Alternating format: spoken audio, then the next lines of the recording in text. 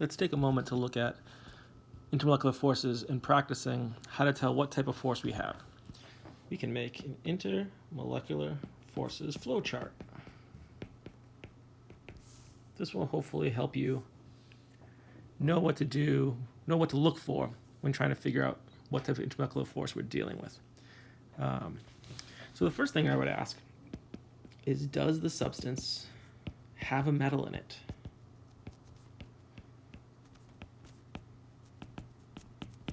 So why would I ask that? I'm asking that because I know that only ionic compounds have metals. So if the answer to this question is yes, then I know that the compound is ionic and has a strong intermolecular force.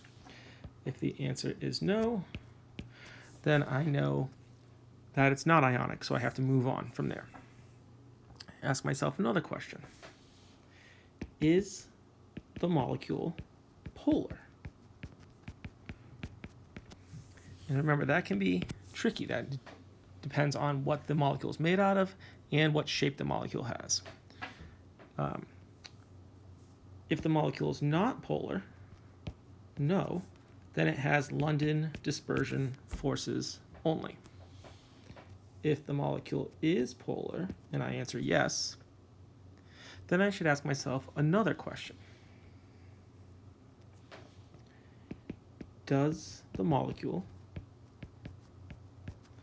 have NH bonds, OH bonds, or FH bonds?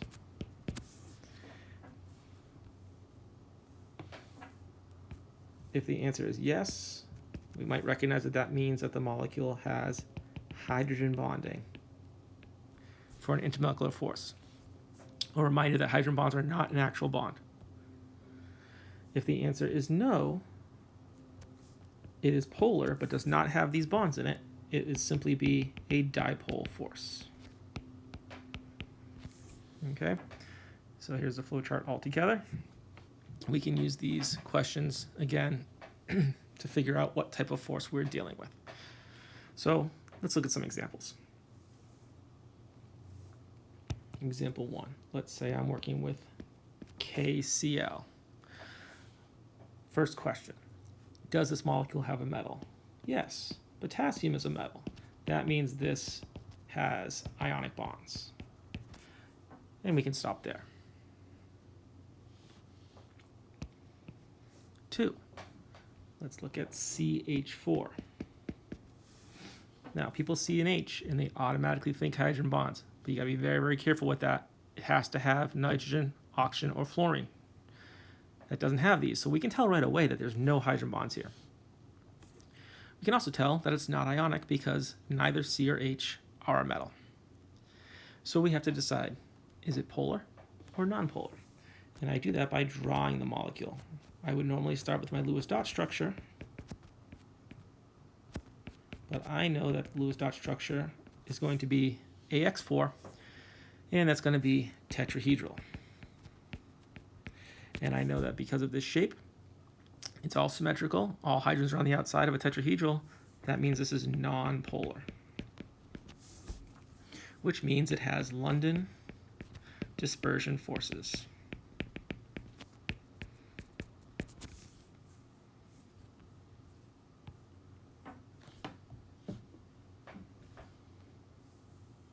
This might be a little fast. I don't expect anyone to go this quickly. But of course, you can always pause these videos, rewind them, take your time. Let's look at another example. NH3. Is there a metal? No. Is it polar? Let's find out. We have to draw it. Lewis dot structure first, followed by this geometry.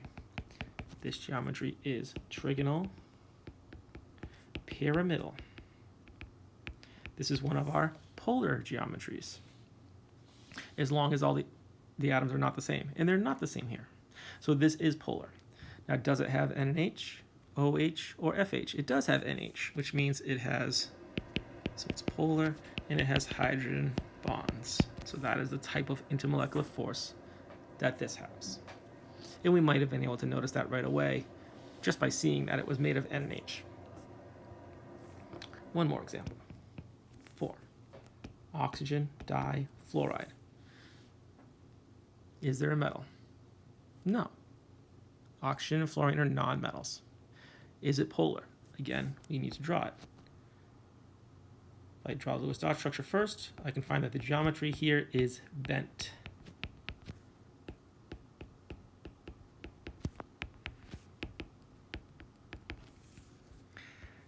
Bent is one of our polar geometries. It does not have NH, OH, or FH, so we just know that it's polar. Being polar means it has a dipole force.